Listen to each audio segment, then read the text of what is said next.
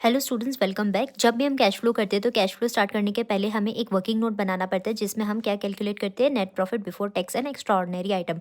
काफ़ी सिंपल तरीके से आपको ये याद हो जाएगा। जब भी हम वो स्टार्ट करेंगे तो हमें क्या करना है, net profit closing balance that is current year minus opening balance that is previous year करके हमें फाइनल फिगर बाहर लिख देना है।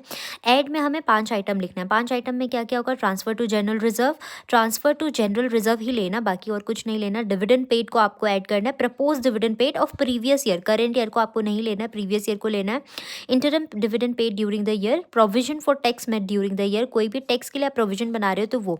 प्रोविजन फॉर डाउटफुल डेट नहीं लेना है आपको, प्रोविजन फॉर टैक्स लेना है। एंड एक्स्ट्रा ऑर्डिनरी आइटम में खाली कोई आइटम अगर आप डेबिट कर रहे हो तो उसको आप ऐड करना। 5 आइटम को आपको ऐड करना है, जो भी आपका transfer to reserve, dividend paid, interim dividend paid, provision for tax made and extraordinary item if any debited. तो ये जितना भी खर्चा है आपको ऐड करना है। उल्टा करते हैं हम, ठीक है, ऑपरेटिंग एक्टिविटी में। एंड लेस में 2 आइटम है, रिफंड ऑफ इनकम टैक्स।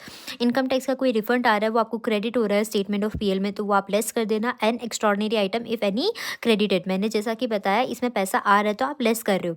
तो काफ़ी सिंपल तरीके से आपको ये याद हो जाएगा। Net profit before tax calculate करने का फॉर्मूला है net profit closing minus opening. Closing minus opening करके जो फिगर आया उसमें transfer to general reserve add करना, प्रोविजन फॉर टैक्स ऐड करना, propose dividend for previous year, current year नहीं previous year, interim dividend paid, extraordinary item if any debited paid.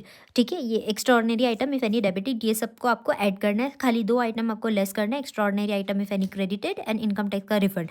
फिर ये सब प्लस माइनस करके अगर प्लस में आंसर आता है तो नेट प्रॉफिट आ जाएगा, माइनस में आंसर आता है तो नेट लॉस। फिर वो आपको कैश फ्लो का स्टार्टिंग पॉइंट है आंसर का। दिस वे आप क्विकली आप इसको याद कर सकते हो। काफ़ी सिंपल तरीके से यहाँ पे आपको वर्किंग नोट का पार्ट बताया गया है।